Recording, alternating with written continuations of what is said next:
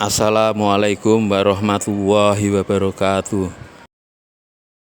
Raditu billahi robba wa bil islami dina wa bi muhammadin nabiyya wa rasulah. Juga jamaah dari jauh ya, dari Mapakan, dari mana ini, dari Semarang yang menghadiri acara ini. Pertama-tama marilah kita mengucapkan puji syukur atas kehadirat Allah SWT, yang mana pada sore hari ini kita bisa berkumpul dalam rangka mendengar kajian. Adapun judul pada sore hari ini yaitu malam Nisfus Syaban.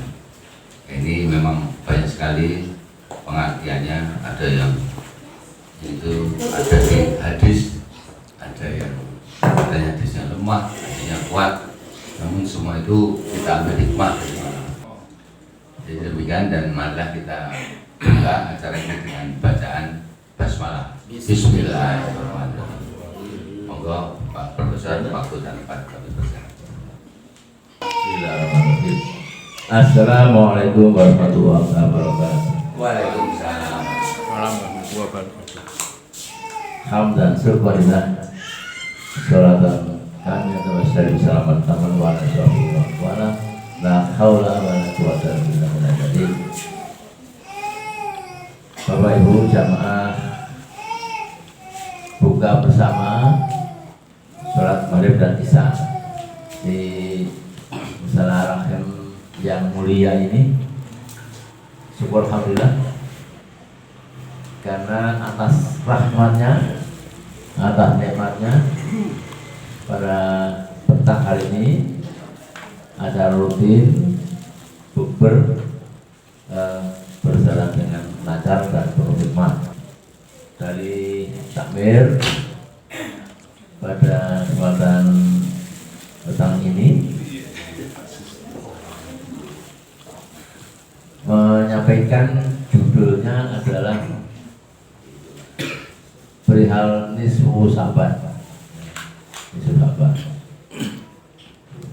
Dan itu terjadi kemarin tanggal 23 malam ya, masalah malam minggu, malam ahad itu di tempatnya juga diperingati, cuman saya nggak hadir karena saya masih kampus, banyak acara.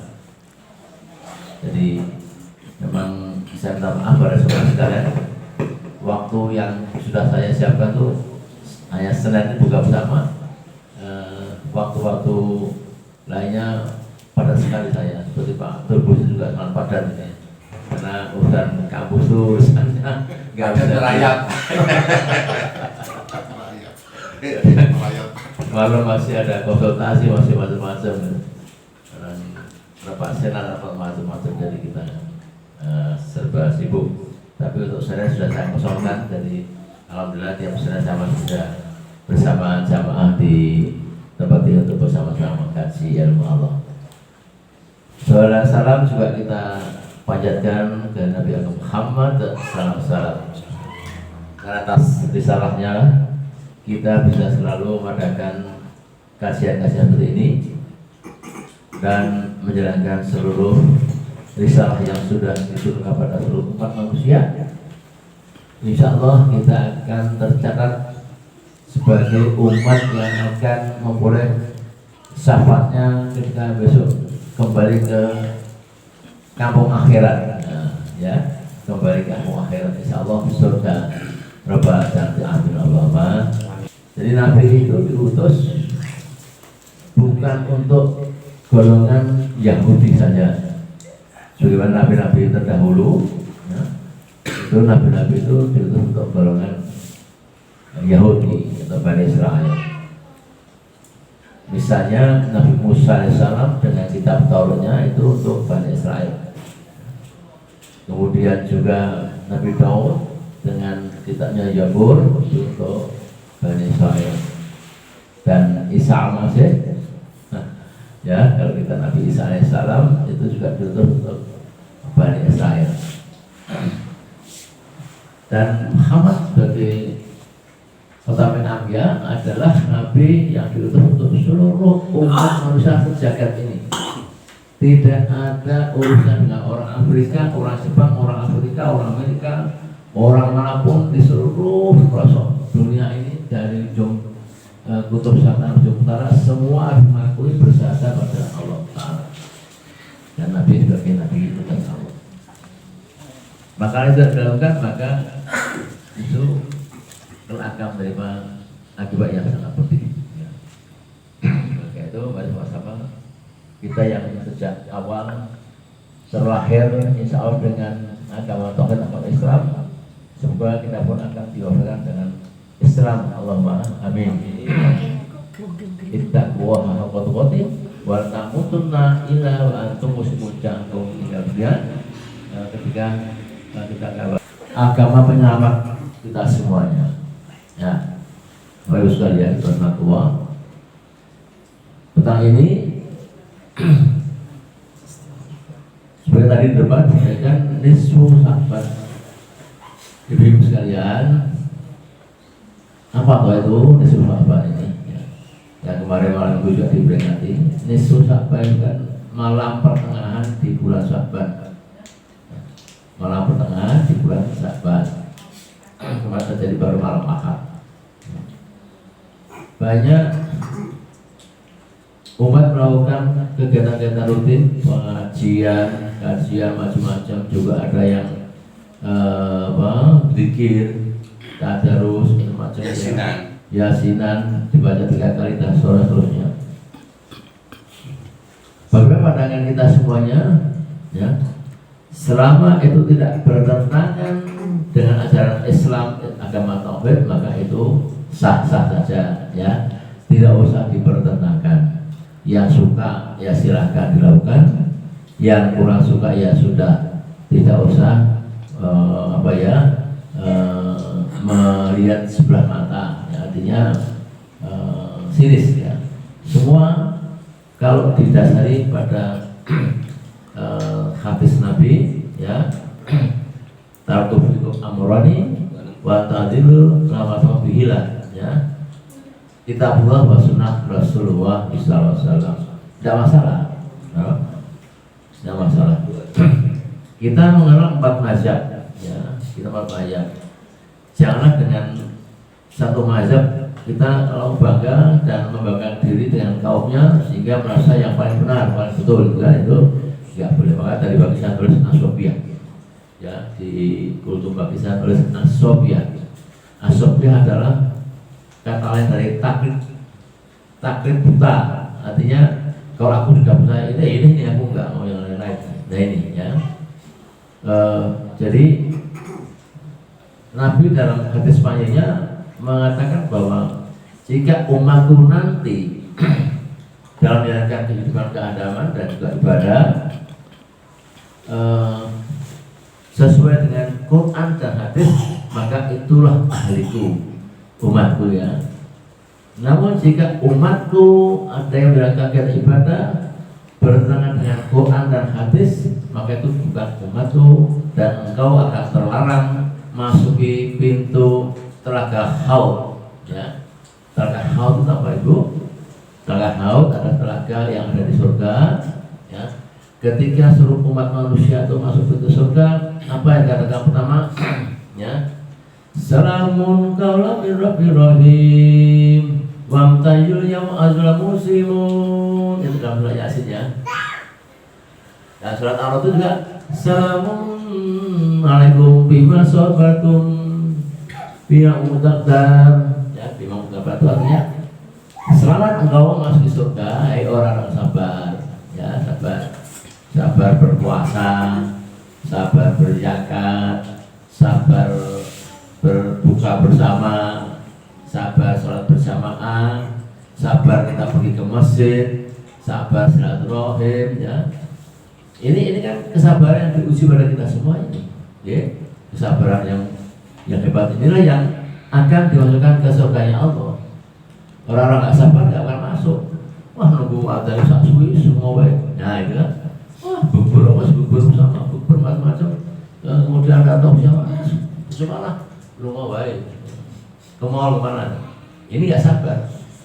Dan itu yang akan menjadi hambatan nanti ketika di yaumul qiyamah. ya, akan menjadi penghambat masuk kiamatnya. Tidak bisa lagi mengatasi rintangan ketika masuk di pintu-pintu surga tadi itu. Ya. Jamaah rahmatullah. Begitu nisfu Sya'ban ini kenapa jadi mulia sekali, ya, mulia sekali. Ya. Jadi menghatinya sahih bahwa Rajab, Sya'ban dan Ramadan itu 3 bulan yang betul-betul Nabi perintahkan untuk betul-betul bisa melakukan satu persiapan ibadah yang baik, yang matang. Ya. Maka doanya apa? Allahumma, gimana doanya ibu apa? Allah fi Rajaba wa Sya'bana wa baligna Ramadana. Ya. Nabi katakan bahwa Rajab itu bulan kita menanam ya, bulan tanaman kita deder ya, jawaban deder ya. Kemudian bulan Sya'ban adalah bulan menyirami agar tanaman yang kita tanam di bulan Rajab tadi tumbuh, ya, jangan dibiarkan. Itu Sya'ban ya. Sehingga kita Ramadan kita panen. Rajabnya bagus, Sya'bannya bagus, Ramadannya ternyata botone ra karuan, ya. Wis wayahe tarawih malah ning mall. Wayahe apa itu? Jamaah di masjid malah lungo, ya. Hal-hal yang tidak substantif, ya. Ini hal-hal yang sebenarnya kurang pas dalam tuntunan Nabi Muhammad SAW. Oleh itu, petang ini ada baiknya kita segarkan ingatan kita dan hati kita bahwa nisfu Sya'ban ini di dalam hati yang lain. Fatimah harus mengatakan Nabi itu berpuasa di bulan Sya'ban seolah seperti puasa Ramadan. Artinya jarang sekali istrinya itu melihat bahwa Nabi itu berbuka siang hari, ya, makan siang hari, banyak berpuasanya. Lalu puasanya Nabi puasa apa? Ya puasanya Sya'bannya. Dari mulai Senin Kamisnya itu, kemudian ditambah dengan Ayyamul Baid, ya. Kemudian juga malam nisfu Sya'ban itu juga puasa, dan beberapa hari yang lain. Itu artinya Sya'ban, ya. Dan yang paling istimewa lagi di bulan Sya'ban ini adalah turunnya surat Al-Ahzab 56, ya. Ada yang apa, Bapak Ibu? Gimana? Surat Al-Ahzab 56? Bismillahirrahmanirrahim. Innallaha wa malaikatahu yusholluna 'alan nabi ya ayyuhalladzina shallu 'alaihi wa sallimu taslima. Itu kan yang biasa sebagai khatib untuk berdoa, ya, di mimbar. Jadi artinya apa? Azan malam tadi itu Allah itu bersolat pada Nabi, bersolat. Jadi Allah saja sang Khalik yang menciptakan Muhammad bersolat pada Muhammad. Ini artinya apa maksudnya? Ya. Orang-orang non Muslim mengatakan bahwa Nabi Muhammad saja belum dijamin masuk surga. Buktinya apa? Buktinya Allah Tuhan saja mendoakan agar dia selamat. Di antara hadis sholat itu selamat memang betul, ya. Bahkan mereka juga bersolawat, dan kita semua umat Islam suruh sholawat agar Nabi Muhammad itu selamat dunia dan akhirat. Itu tafsirnya orang-orang non Muslim yang tidak paham ayat, Ibu. Yang betul gimana? Yang betul, sholatnya Allah dalam tafsirnya adalah memberikan rahmat pada Nabi Muhammad, rahmat pada Nabi Muhammad dan seluruh umatnya. Maka banyak-banyak bersolawat. Allah menolakkan. Kemudian malaikat juga bersolat apa maknanya? Tafsirnya malaikat bersolat adalah mendoakan Nabi dan seluruh umat Muhammad termasuk kita ini sampai nanti akhir zaman, semoga selamat dunia dan akhirat. Ya, ini artinya luas sekali, luas sekali, ya. Selamat dunia dan selamat akhirat itu malaikat. Dan yang terakhir kita bersolawat karena ingin kita selamat.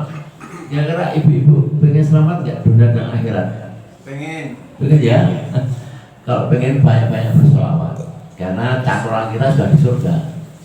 Nabi itu, Nabi Muhammad sudah di surga, ya.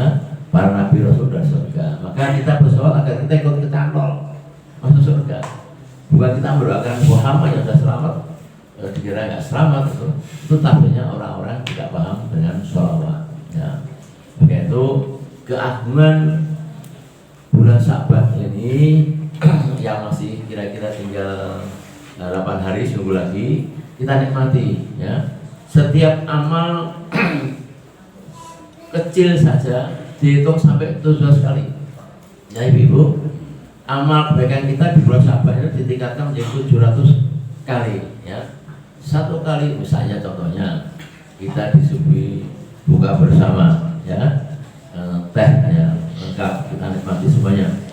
Itu kira-kira maaf ini kalau dihitung kira-kira berapa, katakanlah satu paket ini oleh penyedia kira-kira mungkin 30.000 misalnya atau 50.000. Itu pahalanya di dunia itu dapat rezeki penggantinya 700 kali ya.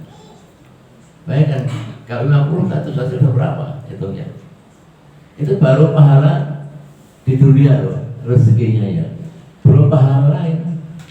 Asal itu taruh dubala, Nabi katakan itu sedekah apapun ya yang dilakukan manusia itu akan dijauhkan dari beberapa perkara musibah. Orang yang suka sedekah pasti dijauhkan Allah dari musibah, dari bencana, dari bala, dari sakit, dari kekurangan kelaparan ya, dari kesulitan kesedihan. Bayangkan loh hebatnya sedekah itu ya. Dan hanya sedekah yang bisa mencegah semua itu. Tidak ada bala, musibah, sakit, penyakit apapun yang akan mendahului sedekah. Jadi kalau kita sudah sedekah tiap pagi, siang, sore, apa di bulan Sya'ban ini, maka seluruh bencana yang akan menimpa kita, keluarga kita, di depan ada bencana yang ditulis di lauh mahfuz kita akan kena bencana, tapi kita mendahului dengan sedekah, itu bencana jadi hilang. Kita akan kena sakit, kita akan tabrakan, itu dalam lauh mahfuz sudah ditulis. Tapi kita mendahului dengan sedekah, maka bencana itu akan hilang, akan menyingkir. Gitu ya. Asal taruh tuh bala, ya ingat itu ya. Jadi kira-kira itu Bapak sekalian sebagai pengantar diskusi, barangkali ada baiknya karena waktunya juga kita mepet sekali ya. Ini sekedar tausiah kultum ya, mengantarkan Bapak sekalian buka bersama sholat maghrib dan menjelang sholat isya ya. Barangkali itu yang prolog yang saya sampaikan ya. Hari ini tidak sempat difotokopi materinya ya, karena Pak Haji Kardono ke Jakarta, jadi barangkali di handphone dan di share di grup ya, grup mungkin bisa dibaca lebih jauh. Itu kira-kira apa yang sampaikan di awal ini. Masih kita syukuri kita masih diberi nikmat bulan Sya'ban, dan insyaallah wabalikna Ramadan kita akan sampai pada bulan Ramadan yang akan datang. Allahumma amin. Bagi itu akhiri usiwa nasib kita keluar. Assalamualaikum warahmatullahi